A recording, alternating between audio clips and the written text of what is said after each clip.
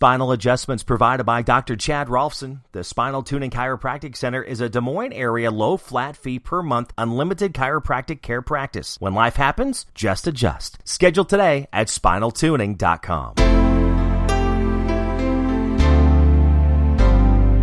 It's story time. Little brother and little sister.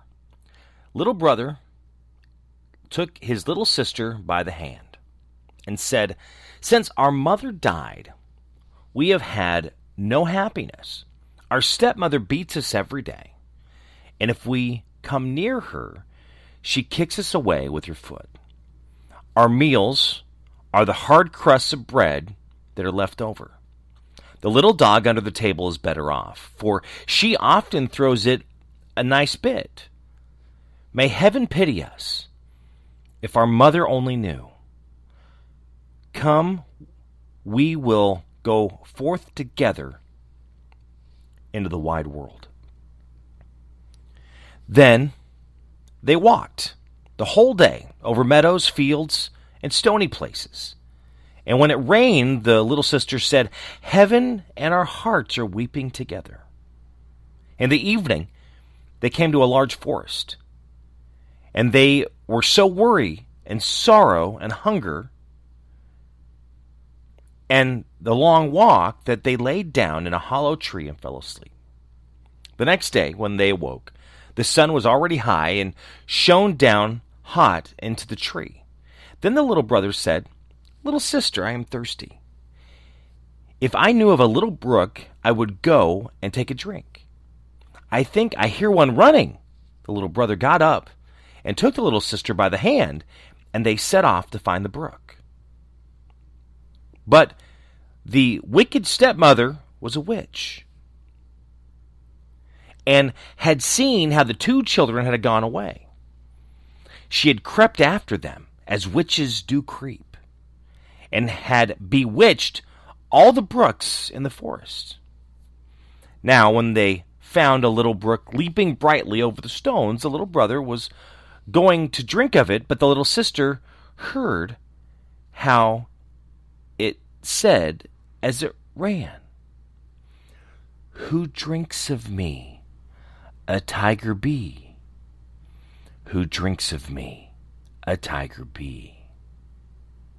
Then the little sister cried, "Pray, dear little brother, do not drink. You will become a wild beast and tear me to pieces."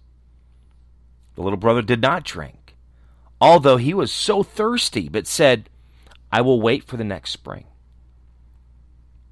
When they came to the next brook, the little sister heard this say, "Who drinks of me, a wild wolf be? Who drinks of me, a wild wolf be?" Then the little sister cried out, "Pray, dear little brother, do not drink, or you will become a wolf and devour me." The little brother did not drink and said, "I will wait until we come to the next spring, but then I must drink. Say what you like, for my thirst is too great." They came to the third brook, and the little sister heard it said as it ran, "Who drinks of me, a roebuck be? Who drinks of me, a roebuck be?" The little sister said, "Oh, I pray you, dear little brother, do not drink. You will become a roe and run away from me." But the little brother had knelt by the brook. He bent down and drank some of the water. As soon as the first drops touched his lips, he lay there a young roe. And now the little sister wept over her poor bewitched little brother. And the little roe wept also, and sat sorrowfully near to her. But at last the little girl said, "Be quiet, dear little roe. I will never, never leave you." Then she untied her golden garter and put it around the roe's neck, and she plucked the rushes and wove them into a soft cord. With this, she tied the little animal and led it on, and she walked deeper and deeper into the forest. And when they had gone a very long way, they came to a little house. The little girl looked in, and it was empty. She thought, "We can stay here and live." Then she sought for leaves and moss to make a soft bed for the roe. Every morning she went out and gathered roots and berries and nuts for herself, and brought tender grass for the roe, who ate out of her hand, and was content, and played round about her. In the evening, when the little sister was tired and had said her prayer, she laid her head upon the roe's back that was her pillow, and she slept softly on it. And if only the little brother had had his human form, it would have been a delightful life. For some time, they were alone like this in the wilderness. But it happened that the king of the country held a great hunt in the forest. Then the blasts of the horns, the barking of the dogs, and the merry shouts of huntsmen rang through the trees, and the roe heard it all, and was only too anxious to be there. "Oh," said he to his little sister, "let me be off to the hunt. I cannot bear it any longer." And he begged so much that at last she agreed, but said to him, "Come back to me in the evening. I must shut my door for fear of the rough huntsman. So knock and say, 'My little sister, let me in, that I may know you.' And if you do not say that, I shall not open the door."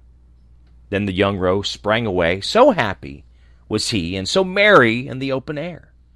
The king and the huntsman saw the pretty creature and started after him, but they could not catch him. And when they thought that they surely had him, away he sprang through the bushes, and it was gone. When it was dark, he ran to the cottage, knocked, and said, "My little sister, let me in." Then the door was opened for him, and he jumped in and rested himself the whole night through upon the soft bed. The next day the hunt went on afresh, and when the roe again heard the bugle horn and the ho-ho of the huntsman, he had no peace, but said, "Sister, let me go, I must be off." His sister opened the door for him and said, "But you must be here again in the evening and say your password." When the king and his huntsman again saw the young roe with the golden collar, they all chased him. But he was too quick and nimble for them. This went on for the whole day. But by evening the huntsmen had surrounded him, and one of them wounded him a little in the foot. So he limped and ran slowly.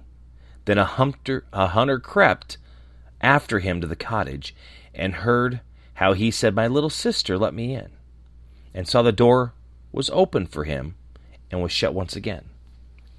The huntsman took notice of it all, and went to the king and told him what he had seen and heard. Then the king said, "Tomorrow we will hunt once more." The little sister, however, was dreadfully frightened when she saw that her little roe was hurt. She washed the blood off him, laid herbs on the wound, and said, "Go to bed, dear roe, that you may get well again." But the wound was so slight that the roe the next morning did not feel it any more. And when he heard the sport outside, he said, "I cannot bear it, I must be there. They shall not find it so easy to catch me." Little sister cried and said, "This time they will kill you. And here I am alone in the forest, and forsaken by all the world. I will not let you out. Then you will have me die of grief," answered the roe. "When I hear the bugle horns, I feel as if I must jump out of my skin." Then the little sister could not do otherwise, but open the door for him with a heavy heart. And the roe, full of health and joy, bounded away in the forest. When the king saw him, he said to the huntsman, "Now chase him all day long till nightfall, but take care that no one does harm him." As soon as the sun had set, the king said to the huntsman, "Now come and show me the cottage in the wood." And when he was at the door, he knocked and called out, "Dear little sister, let me in." Then the door opened, and the king walked in. And there stood a maiden, more lovely than any he had ever seen. The maiden was frightened when she saw not her little robe, but a man with a golden crown upon his head. But the king looked kindly at her, stretched out his hand, and said, "Will you go with me to my palace and be my dear wife?" The king said, "Will you be my dear wife?" "Yes, indeed," answered the maiden. "But the little roe must go with me. I cannot leave him." The king said, "He shall stay with you as long as you live, and shall want nothing." Just then he came running in, and the little sister again tied him with the cord of rushes, took it in her hand, and went away with the king from the cottage. The king took the lovely maiden upon his horse and carried her to his palace, where the wedding was held with great pomp. She was now the queen, and they lived for a long time happily together. The roe was tended and cherished, and ran about in the palace garden. But the wicked witch, because of whom the children had gone out into the world,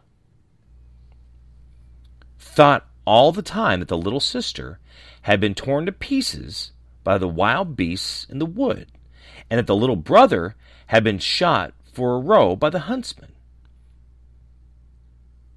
Now when she heard that they were so happy and so well off, envy and hatred rose in her heart, and left her no peace, and she thought of nothing but how she could bring them again to misfortune. Her own daughter, who was as ugly as night, and had only one eye, grumbled at her and said, "A queen? That ought to have been my luck." "Oh, be quiet," answered the old woman, comforted her by saying, "When the time comes, I shall be ready." As time went on, the queen had a pretty little boy.